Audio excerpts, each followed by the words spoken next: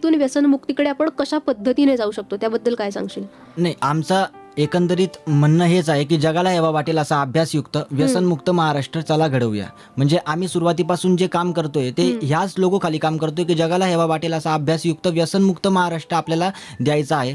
आणि जोपर्यंत बघा, लक्षात ठेवा की आपल्याला महाराष्ट्राचं भविष्य व्यवस्थित करायचं आहे. आपल्याला महाराष्ट्राच्या भविष्याच्या दृष्टिकोनातून आपल्याला काहीतरी एक मार्गदर्शन द्यायचं आहे. तर बरोबर. कुठेतरी व्यसनमुक्ती आणि अभ्यासयुक्त ह्या दोन परंपरा जर महाराष्ट्राला लाभल्या तर कुठेतरी आपण समाजाला एक वेगळी ओळख देऊ शकतो किंवा समाजाला एक वेगळी दिशा देऊ शकतो. म्हणजे व्यसनमुक्ती ही या समाजात गरजेची का आहे? कारण एकतर जोपर्यंत तुम्ही व्यसनमुक्त असतात त्यावेळेला तुमचं शरीर हे व्यवस्थित काम करतं, तुमचं मन हे व्यवस्थित काम करू शकतं. जो व्यक्ती व्यसनाच्या आधीन आहे तो व्यक्ती चांगला विचार करू शकत नाही. म्हणजे वैज्ञानिकांनी सुद्धा हे मान्य केलंय की जो व्यक्ती व्यसनाच्या आहारी जातो, जो व्यक्ती दारू किंवा अशा प्रकारे वेगवेगळ्या प्रकारचे व्यसन करतो, तो व्यक्ती नीट विचार करू शकत नाही. आणि ज्या व्यक्तीला कोणतंही व्यसन नाही, जो व्यक्ती निर्व्यसनी आहे, अर्थात व्यसन कोणतं करावं? व्यसन हे पुस्तकांचं केलं पाहिजे. आपण पुस्तकांचं वाचनाचं आपल्याला व्यसन पाहिजे किंवा आपल्याला चांगलं ऐकण्याचं व्यसन आपलं पाहिजे किंवा भजन कीर्तन ऐकण्याचे आपल्याला व्यसन पाहिजे. हे व्यसन जर असतील माणसाला तर माणूस हा कुठेतरी भविष्यामध्ये उन्नत होऊ शकतो. फक्त जर त्याला द्रव्यांचं व्यसन असेल, जर त्याला फालतूक अशा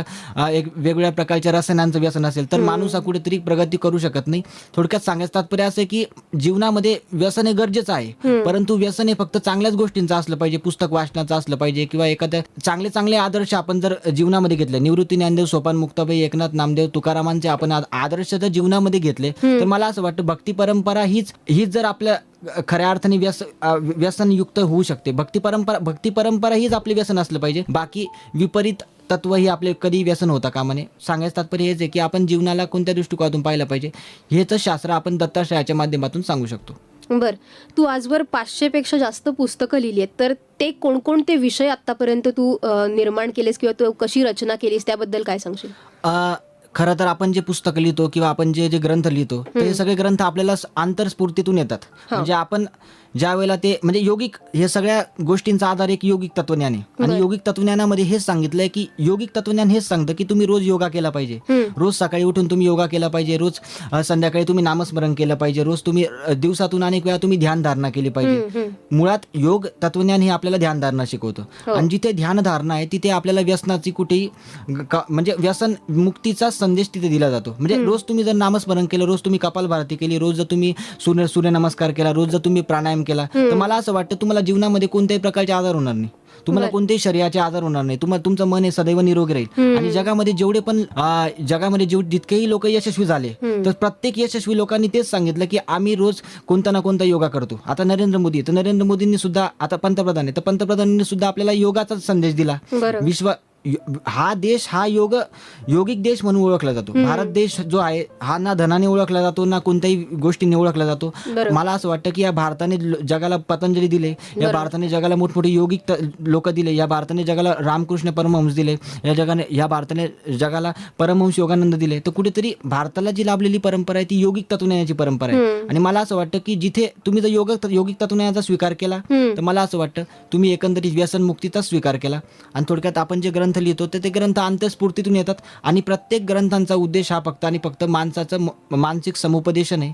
आणि एकंदरीत तुम्ही तुमच्या जीवनाची म्हणजे बालपणी अज्ञानपण, तरुणपणी व्यसन, वृद्धपणी राम उपयोग नाही. म्हणजे तुम्ही बालपणी अज्ञानी असतात, तुम्ही काही करतात, तरुणपणात सगळं करून सुद्धा तुम्ही व्यसन करत असाल तर काही उपयोग नाही. थोडक्यात आपली माणूस हा व्यसनमुक्त केव्हा होऊ शकतो तर केवळ आपण विचार करतोय म्हणून व्यसनमुक्त नाही होऊ शकत. आपली संगत सुद्धा तशीच असली पाहिजे. आपली संगत जर व्यसनी असेल आणि आपण निर्व्यसनाचा विचार करत असू तर आपण कसं काय व्यसनमुक्त होऊ शकतो? थोडक्यात आपली संगत सुद्धा आपण व्यसनमुक्तच ठेवली पाहिजे. आपण चांगली संगत धारण केली पाहिजे. मला असं वाटतं आपल्या जीवनामध्ये आपण कोणाकोणाला आदर्श मानले पाहिजे. स्वामी विवेकानंदांना आदर्श मानलं पाहिजे, डॉक्टर बाबासाहेब आंबेडकरांना आदर्श मानलं पाहिजे, किंवा आपण स्वामी विवेकानंदांना किंवा आपण संत ज्ञानेश्वर, मुक्ताबाई, म्हणजे थोडक्यात संतांच्या परंपरेला शाहू फुले आंबेडकरांचा हा महाराष्ट्र आहे, यांना आपण आदर्श मानलं पाहिजे. थोडक्यात कुठेतरी आपला जे आदर्श आहे, जर आपला आदर्श प्रबळ असेल तर कुठेतरी आपण चांगल्या अशा वातावरणात जाऊ शकतो किंवा आपण समाजाला एक चांगला दिशा देऊ शकतो, अशा प्रकारचं आपण सांगू शकतो. बर, तू निरूपण करतोस तर त्यावेळेला तू कोणकोणते विषय हाताळतोस? काही सामाजिक विषयांवर सुद्धा तू भाष्य करतोस की फक्त धर्मग्रंथ आणि वेद ह्यावरतीच तुझे निरूपण असतात? तर त्याची पद्धत कशी असते आणि काय स्वरूपात तू निरूपण करतोस? आपली जी निरूपणाची जी पद्धत आहे, आपल्याकडे अनेक लोक येतात. म्हणजे दर शनिवार रविवारी आपल्याकडे काव्य विष्णू सदनामध्ये अनेक प्रकारचे विविध क्षेत्रामध्ये लोक येतात आणि आपण म्हणजे थोडक्यात निरूपणाची आपली ही पद्धत हीच आहे की लोक आपले प्रश्न विचारतात आणि त्या प्रश्नावर आपण त्या सविस्तर त्याला उत्तर देत असतो. आता उदाहरणार्थ लोक विचारतात की ध्यान कसं केलं पाहिजे किंवा ध्यानाची पद्धती कोणती असली पाहिजे.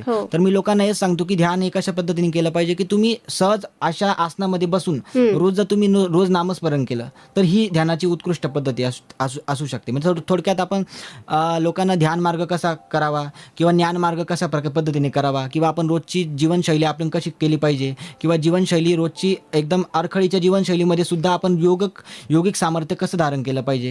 थोडक्यात एक कर्मकांड न करता आपण थोडक्यात छोटंसं जीवन जरी जगलो ध्यान माध्यमातून तरी देखील आपण खऱ्या अर्थाने जीवनाला जाणून घेऊ शकतो. किंवा म्हणजे थोडक्यात आमची जी निरूपणाची पद्धत आहे ना तर ती एकंदरीत काय आहे की स्वाध्यायाच्या माध्यमातून एकंदरीत स्वतःला जाणून घेण्याची परंपरा आहे. म्हणजे आपल्याला फक्त स्वतःला जाणून घ्यायचं आहे, आपल्याला विश्वाला जाणून घ्यायचं नाही, आपल्याला फक्त स्वतःला. जोपर्यंत तुम्ही स्वतःला जाणून घेत नाही तोपर्यंत तुम्ही जगाला समजून घेऊ शकत नाही. थोडक्यात तत्वज्ञान हेच सांगतं की योगिक तत्वज्ञान हेच सांगतं की तुम्ही स्वतःला जाणून घ्या आणि स्वतःला जाणून तुम्ही विश्वाला कुठेतरी कल्याणाचा मार्ग सांगू शकता. अशा प्रकारची व्याख्या आहे. बर, तू आत्तापर्यंत दत्त संप्रदायावर लिहिलंयस, रामांबद्दल लिहिलेलं आहेस, तर म्हणजे तुला ते स्फुरतं कसं आणि तू त्यातून कशा पद्धतीने तुझी ती जी काही व्यक्त होण्याची भाषा असते तर ती प्राकृत मराठी असते, आत्ता आपण जी बोली भाषा बोलतो त्या भाषेत असतं की समोरच्याला समजेल अशा कुठल्या माध्यमातून तू व्यक्त होत असतोस? नाही म्हणजे कसं असतं माहिती का, जेव्हा मी योगिक अवस्थेमध्ये जातो किंवा मी जेव्हा समाधी अवस्थेमध्ये जातो, थोडक्यात समाधी अवस्था म्हणजे अशी अवस्था की